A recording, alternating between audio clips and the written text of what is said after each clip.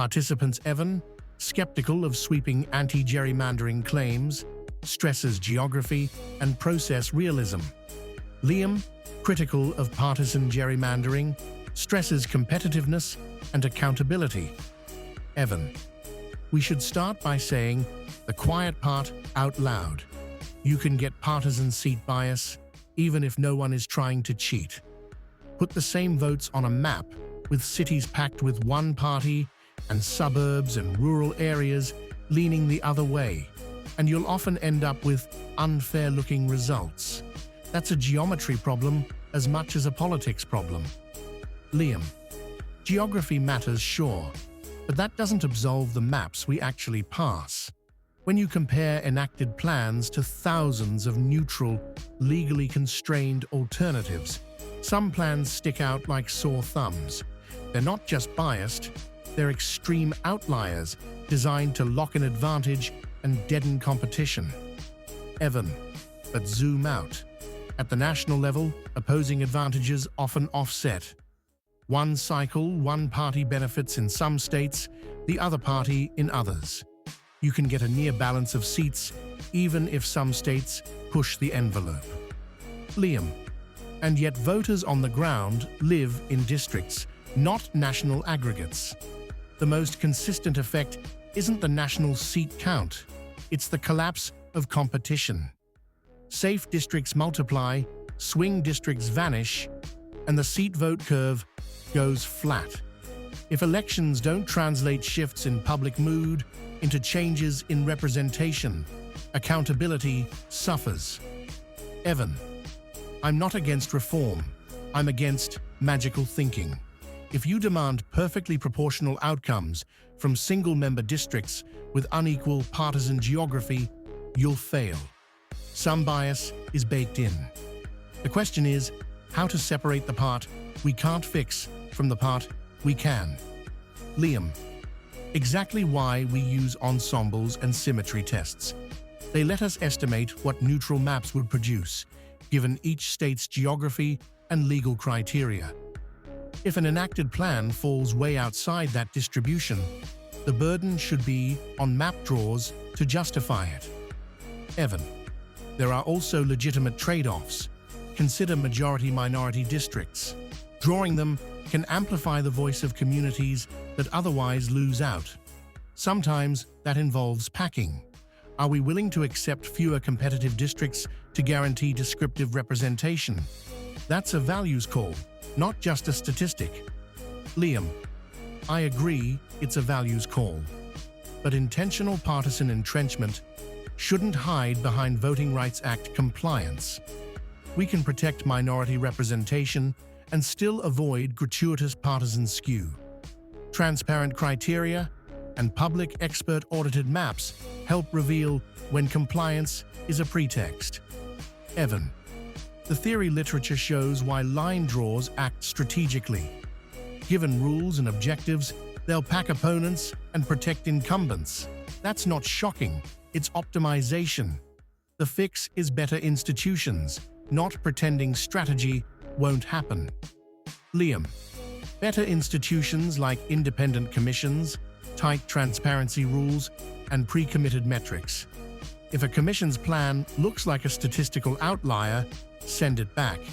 If the enacted plan kills competition across a decade, that should trigger a redraw, no matter who benefits.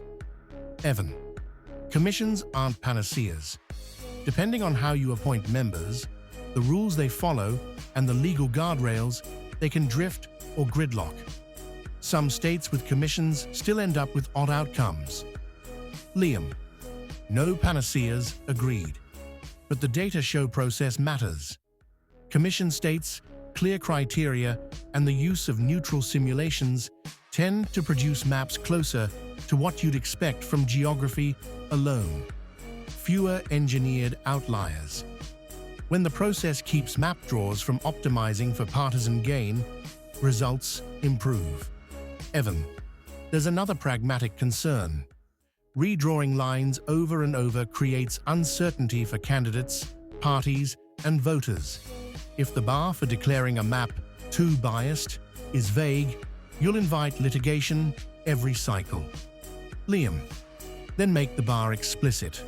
Publish the ensemble method, the diagnostics, the thresholds for outlier status. If you're within the band, you're safe. If you're outside it, fix it.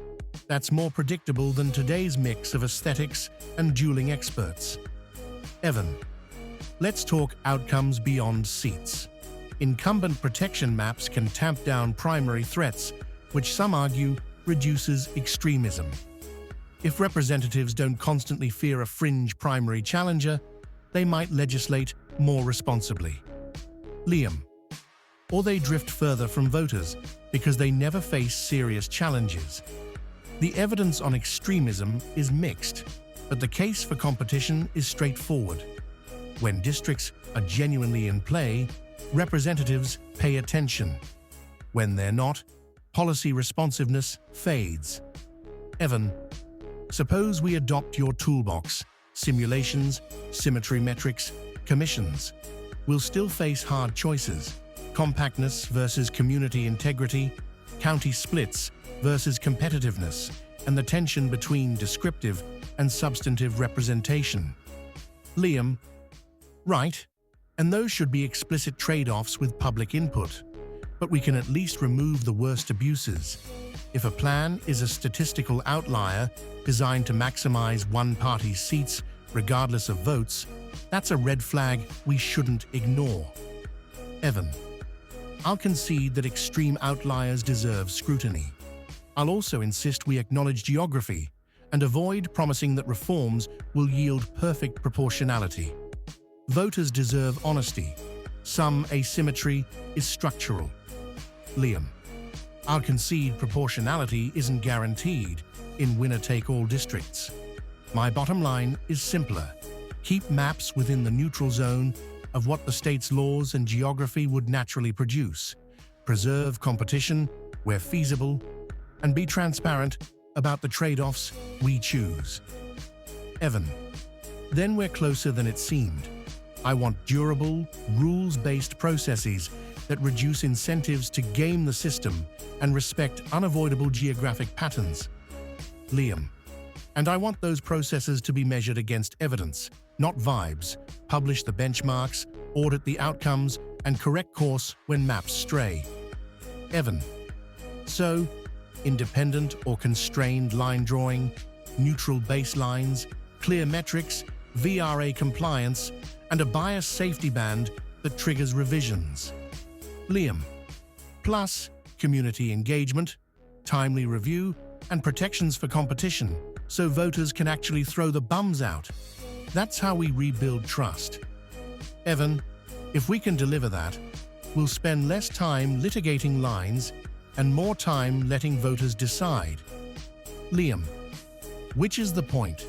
Not perfect maps. Fair enough maps, by design and by evidence.